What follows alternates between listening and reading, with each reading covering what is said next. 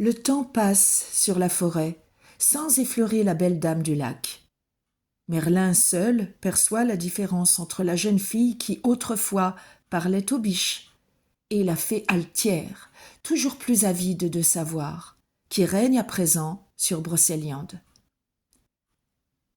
Pas un jour ne s'écoule sans que Viviane ne se préoccupe du destin de son fils bien-aimé et de ses cousins. Elle a vu leur premier succès. Elle sait que Lancelot est devenu le modèle de toute la chevalerie. La première, elle a découvert la passion née entre le jeune homme et la reine Guenièvre, une passion qu'elle a décidé de protéger, car elle sait que son fils perdrait la raison, ou renoncerait à vivre, si la reine cessait de l'aimer. Elle se rappelle sa peur lorsque Morgane avait retenu Lancelot prisonnier. Il avait réussi à s'échapper, mais, désespéré, avait erré pendant de longues semaines avant que Viviane ne le retrouve au milieu des bois, dans la froideur de l'hiver, presque nu et à moitié fou. Elle avait mis des mois à lui rendre ses esprits et sa santé, usant de toute sa science des plantes et de toute sa connaissance du corps humain. Arrive un soir où il apparaît à Viviane qu'un grand danger menace Guenièvre. Au cours d'un banquet, la reine a offert une pomme à sœur Patrice, l'un des chevaliers de la table ronde, et le jeune homme est mort empoisonné après d'insupportables souffrances. Aussitôt, les jaloux ont accusé la reine, qui n'a pu prouver son innocence, et nul chevalier n'a trouvé le courage de la défendre. La haine de ses ennemis est telle que Guenièvre risque d'être condamné à périr par le feu. Or, le roi n'a pas le droit de venir lui-même au secours de son épouse, et Lancelot est parti pour des terres lointaines. Viviane, une fois encore, appelle une de ses demoiselles. Usant d'un enchantement appris de Merlin, elle donne à la jeune fille sa propre apparence et l'envoie sur son plus rapide coursier à la cour du roi Arthur. L'émoi est considérable quand celle que chacun prend pour la dame du lac arrive sur sa blanche monture, au milieu de la salle où la reine s'apprête à entendre sa condamnation. La fée se dirige droit vers les chevaliers et tend à chacun une pomme. « Mangez-la sans crainte, cher seigneur, si votre âme est pure. Mais si vous êtes coupable de mensonge ou de fausseté, si l'innocence est mise en danger par votre faute, la première bouchée de ce fruit vous enverra au royaume des ombres. » Tous mordent hardiment, tous, sauf Mador de la Porte, qui a accusé la reine avec grande haine, et Pinel le sauvage, qui s'enfuit dans l'instant. Aussitôt rattrapé, il reconnaît avoir empoisonné la pomme dans l'espoir qu'un chevalier la mangerait et que la reine serait accusée de sa mort. Cris, émoi, insultes. Quand le tumulte se calme, la cour découvre que la blanche dame a disparu. Cependant, rien ne détourne jamais Viviane de son plus grand désir. S'attacher Merlin à jamais, pour que chaque jour et chaque nuit, les voix unies en Brocéliande. Les années passent. Merlin pressent que le temps de la table ronde est désormais compté. Déjà, il a lancé les chevaliers sur le chemin du Graal.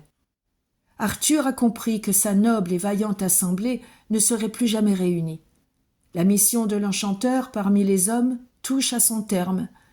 Merlin rêve de la douceur de la forêt et de la dame qui l'attend depuis si longtemps. Il sait bien l'usage qu'elle veut faire du sortilège qu'elle quémande sans cesse et dont il s'est amusé à lui révéler des bribes. Viviane, quant à elle, sait que Merlin a deviné son dessein, mais elle espère qu'il lui donnera, volontairement et par amour, le dernier élément secret de l'enchantement. Il y a tant d'années qu'elle attend de voir Brocéliande se refermer sur eux et qu'elle imagine leur vie éternelle au milieu des vallées pourpres et des buissons que nacre le printemps. Puis vient un mois de mai, le plus somptueux qu'on ait vu en Bretagne. Les sous-bois se noient dans l'azur de milliers de jacinthes sauvages, et le parfum des aubépines rend fou jusqu'au plus vieux sanglier. Les arbres ployés par le vent tiède semblent suivre les pas d'une danse sacrée, et les eaux des lacs brillent même au plus noir de la nuit. Viviane et Merlin parcourent inlassablement cette splendeur. La jeune femme ne parle plus, ne demande plus rien. Elle laisse une harmonie silencieuse régner entre eux. Un soir enfin, sentant la lassitude de son vieil ami, elle le prend par la main et le guide à l'ombre des buissons. Devant eux, une prairie du vert le plus frais vient mourir sous une muraille d'aubépine, blanche écume, moussant aux pieds sombres des chênes. Un délicieux parfum les enveloppe, une senteur insistante. Elle s'assied, Merlin s'allonge près d'elle et pose sa tête sur ses genoux. Dans un murmure, il lui confie qu'il n'a jamais vécu de moment aussi parfait. Viviane lui répond doucement qu'il serait facile de le faire durer à jamais. Merlin soupire, puis commence à parler. La fée boit ses paroles, les répète silencieusement. L'enchanteur dort maintenant d'un sommeil profond et apaisé. Viviane se dégage souplement, se lève, dénoue ses cheveux et commence à danser, à chanter une très vieille mélopée autour du dormeur. Le vent s'arrête, les nuages suspendent leur course, les oiseaux se taisent. Puis elle s'assied et tout reprend son cours. Elle attend que Merlin se réveille, rêvant à l'éternité à venir. Il va falloir le rassurer, l'aider à s'habituer à sa liberté perdue. Va-t-il la maudire ? Il ouvre enfin les yeux, regarde autour de lui. Il sent qu'il est lié par cet enchantement auquel personne, même le plus savant des magiciens, ne peut mettre fin. Soudain, affolée par son geste, Viviane l'embrasse et promet de ne jamais le quitter, de toujours rester à ses côtés dans cette forêt devenue sa prison. Elle le force à reconnaître qu'il n'aurait pu choisir de meilleur endroit, ni de plus tendre compagne pour attendre le retour du grand roi. Alors, Merlin se lève et, sans un geste, se transforme en un cerf blanc. La fée éclate de rire.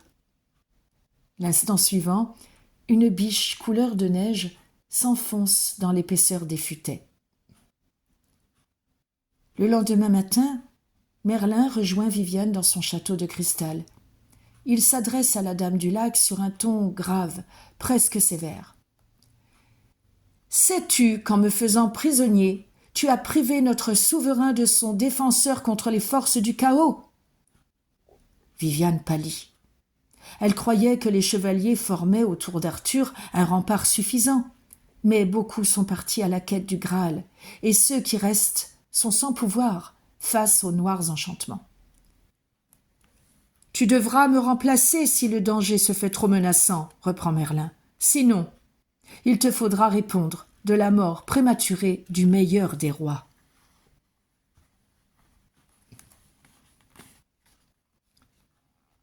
Désormais, Viviane surveille les astres qui président au destin d'Arthur. Chaque jour, elle consulte les bois gravés de formules antiques, décrypte ce que prédit le rassemblement. Elle se rend souvent à Barenton, où elle guette le sens caché des bulles qui, en chapelet inconstant, s'échappent de la source. Un jour, tous ces signes concordent. Les étoiles dessinent la forme d'une épée. Les ogames parlent d'un combat déloyal, d'une trahison venimeuse. Un grand péril, assurément, menace le roi. Un péril mortel, enraciné dans le cœur de Morgane. Ainsi, le temps est venu pour la fée de quitter à nouveau la forêt. En grande hâte, elle gagne le rivage marin, où une nef l'attend.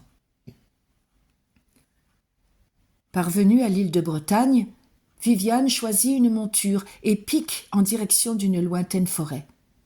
À l'orée du bois, dans une lice, 2 hommes en armure combattent, chacun d'eux tenant en main Excalibur, l'épée dont seul le roi peut user. Viviane ferme les yeux pour tenter de voir au-delà des apparences.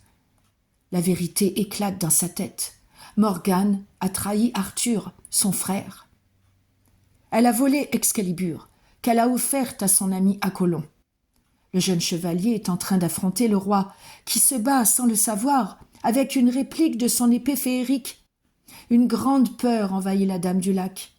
Elle rouvre les yeux et aperçoit le roi sur le point de succomber, son arme brisée à la main. Alors, elle se dresse sur son cheval, lève le bras et de ses doigts lance un éclair aveuglant. Apollon se fige, l'épée lui échappe et glisse aux pieds d'Arthur qui s'en empare. Dans la main du souverain, la lame se nimbe de lumière. Sans plus attendre, le roi abat sur son adversaire, son épée retrouvée. Viviane est déjà repartie, si vite que tous, autour de la lice, croient avoir rêvé. Elle a pourtant eu le temps de voir, à l'abri des hêtres qui bordent le champ du tournoi, le visage rageur de Morgane, dont la jalousie et la haine l'ont atteinte comme une vague soulevée par l'ouragan. La dame du lac galope vers la mer et chaque minute la rapproche de Brocéliande, où Merlin l'attend. De son château, elle veillera dorénavant avec plus d'attention encore sur le destin de Lancelot et de ses deux cousins, dans la crainte de la vengeance de Morgane.